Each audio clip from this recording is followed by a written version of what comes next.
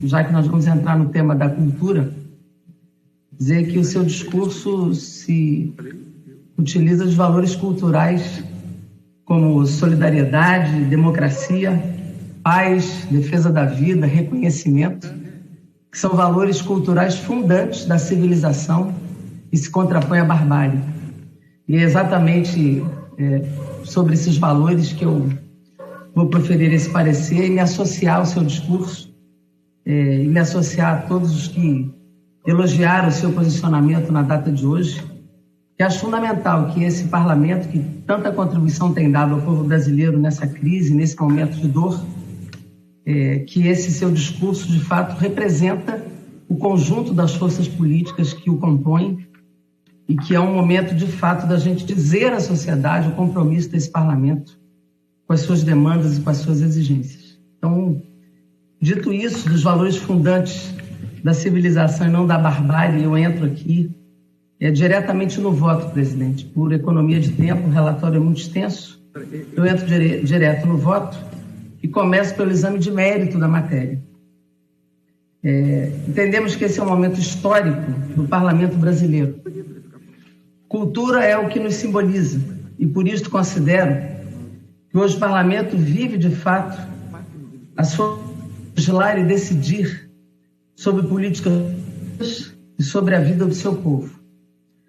Como já dizia o nosso saudoso Aldir Blanc, o Brasil não conhece o Brasil, mas esta Casa de Representação Nacional certamente o conhece. Falamos português, a quinta língua mais falada do mundo, mas somos mistura do latim vulgar, do galego, do árabe, dos dialetos africanos e indígenas, e ainda permanecemos com quase 30 línguas indígenas vivas. Mas somos todos brasileiros. Formamos o povo brasileiro, miscigenado. Somos plurais, diversos nas etnias, nos sotaques, nas religiões, nos sabores e saberes, nas tradições, no jeito de ser, de dançar, de escrever, de comunicar. E tudo isso forma a identidade nacional brasileira. A arte, parte forte, transformadora e constitutiva da nossa cultura, incide sobre os seres humanos, desde que nascem, para não falar da gestação, até a possibilidade de melhora e até de cura das doenças da senilidade. É co-irmã da educação, redutora da violência, construtora da civilização.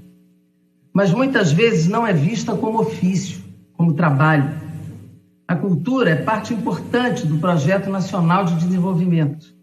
Muitos não enxergam o impacto econômico das suas cadeias produtivas e das outras atividades econômicas que se desenvolvem a partir destas. Fala do pipoqueiro da porta do cinema, dos cafés e bares, até as grandes redes de hotéis, de serviços e comércio e seus fornecedores, que formam a cadeia turística do país. O que dizer do São João do nosso Nordeste, do carimbó, do Bumba Meu Boi, do carnaval, do samba, dos shows, dos festivais, dos bailes das periferias, das festas regionais do Sul, do Centro-Oeste, do impacto da nossa produção audiovisual, do teatro, das companhias de dança, que fazem os corpos voarem, em sintonia com a nossa expressão de liberdade, da ousadia e criatividade da arte circense, da escrita, da oralidade, das cores e materiais que dão vida aos pensamentos e sentimentos e de tantas outras expressões culturais permanentes do nosso patrimônio cultural, material e imaterial, e de uma lista infindável que eu poderia citar. Mas nada disso, senhor presidente, acontece sem os artistas e uma enormidade de técnicos e diversas categorias profissionais que não estão na boca de cena, nos palcos ou na frente das câmeras e que as centenas de milhares estão na coxia, no backstage, no chão das casas de espetáculo, nos sets de gravação, por trás dos paus de luz, das câmeras, montando os cenários, costurando os figurinos, caracterizando os rostos, equalizando a emissão de som. O Estado não produz arte e cultura, mas precisa formular políticas públicas, fomentar, incentivar, definir prioridades e criar condições e, neste momento de pandemia, socorrer. E os trabalhadores e as trabalhadoras de todo o Brasil agora precisam sobreviver e nos fazer sobreviver. Também às angústias, temores, confinamento, dores e perdas. E é o que eles têm feito pelas redes, varandas e demais linguagens das mais tradicionais as mais inovadoras, de maneira, na maioria das vezes, voluntária. No entanto, grande número está vivendo de ajuda de outros colegas, de cestas básicas, ou passando fome com suas famílias. Sabemos que todos os decretos de isolamento social imediatamente paralisaram as atividades culturais e, na retomada, serão as últimas a voltar à normalidade. Por isso, tenho certeza, o Parlamento brasileiro não faltará à cultura neste momento tão difícil do país. A sociedade se movimentou intensamente. Em todas as regiões brasileiras, coletivos, artistas, trabalhadores de todas as áreas, ponteiros, educadores, lideranças dos povos tradicionais, conselheiros de cultura de todas as esferas, gestores municipais e estaduais de todo o país, prefeitos, governadores, para a aprovação deste texto. Quero, inclusive, fazer agradecimentos a todas e todos que participaram deste belíssimo processo.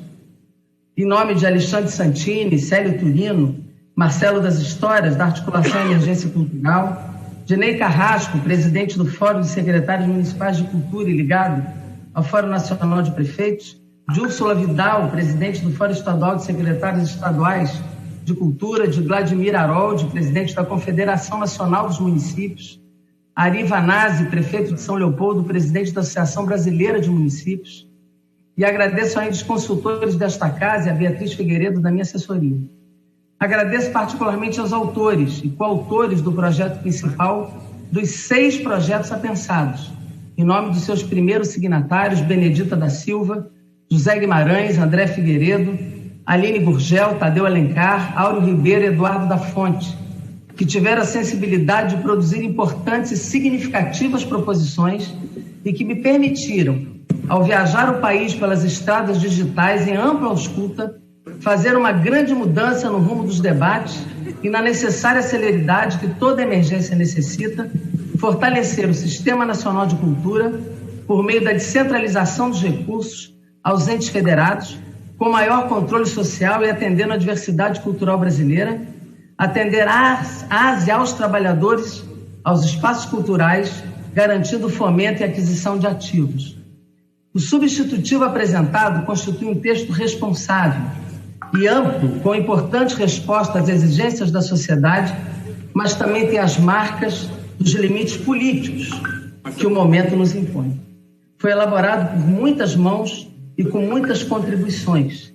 Tem valor conhecido de 3 bilhões de reais, também com recursos identificados. As fontes são absolutamente identificadas e sustentadas pela Emenda Constitucional 106 e pelo PLP aprovado pelo Congresso 39, com prazo amanhã para sua sanção, se não pela promulgação do próprio Congresso Nacional. Esse substitutivo, ele tem vários blocos de definição, de auxílio emergencial, com os critérios, inclusive, semelhantes aos critérios do auxílio dado a toda a sociedade, mas terá a celeridade da descentralização para os estados e municípios e também apoio aos espaços culturais nas diversas organizações, também o fomento por edital, chamada pública, prêmios e aquisição de ativos. E nós sabemos que essa descentralização fortalece o Sistema Nacional de Cultura.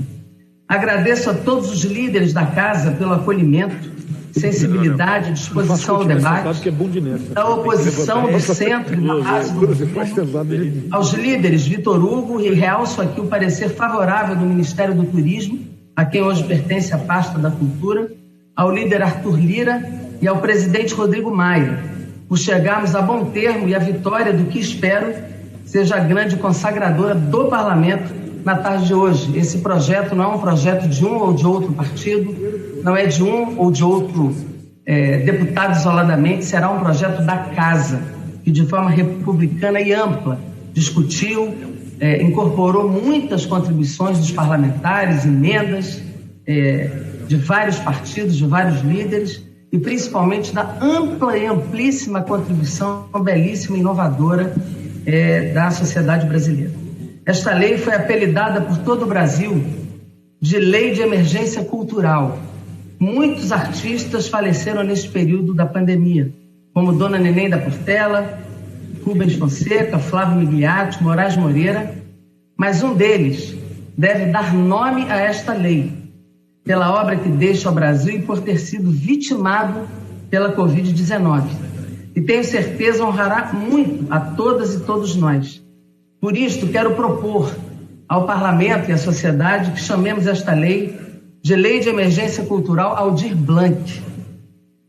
Por fim, senhor presidente, na análise de mérito, quero colocar aqui que todas as emendas que foram incorporadas estão expressas no nosso relatório e, obviamente, até o final da discussão, darei parecer a todas elas. Quanto ao mérito da compatibilidade e adequação financeira, senhor presidente, quero aqui registrar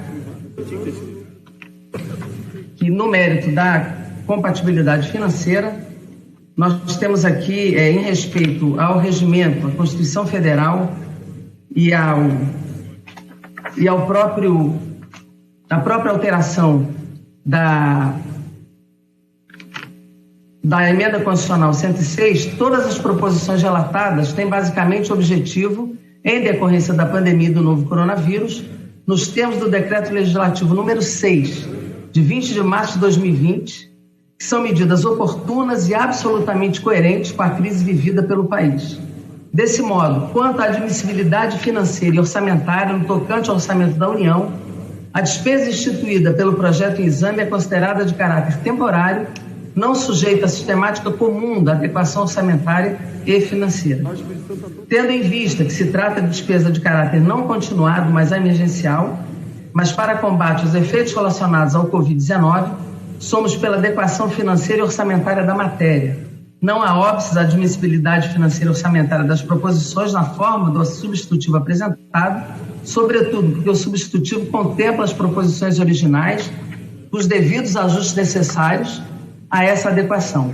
Não se observa desrespeito às normas vigentes, em especial por conta do Decreto Legislativo 6 de 2020, que reconhece, para os fins do artigo 65 da Lei Complementar número 101, de 4 de maio de 2000, a ocorrência do estado de calamidade pública, e da emenda constitucional número 106, de 7 de maio de 2020, que institui regime extraordinário fiscal, financeiro e de contratações para o enfrentamento da calamidade pública nacional decorrente da pandemia, a qual esse artigo 3º dispensa a observância das limitações legais quanto à criação, a expansão e o aperfeiçoamento de ação governamental que acarrete aumento de despesa e a concessão ou a ampliação do incentivo ou benefício de natureza tributária, da qual decorre renúncia de receita, desde que não implique despesa permanente.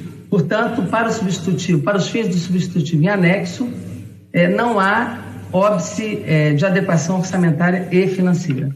Quanto à constitucionalidade, juridicidade e técnica legislativa, não há vícios a apontar quanto à adequação da espécie normativa. Há que se reconhecer ainda que a matéria integra um rol de competências constitucionais da União.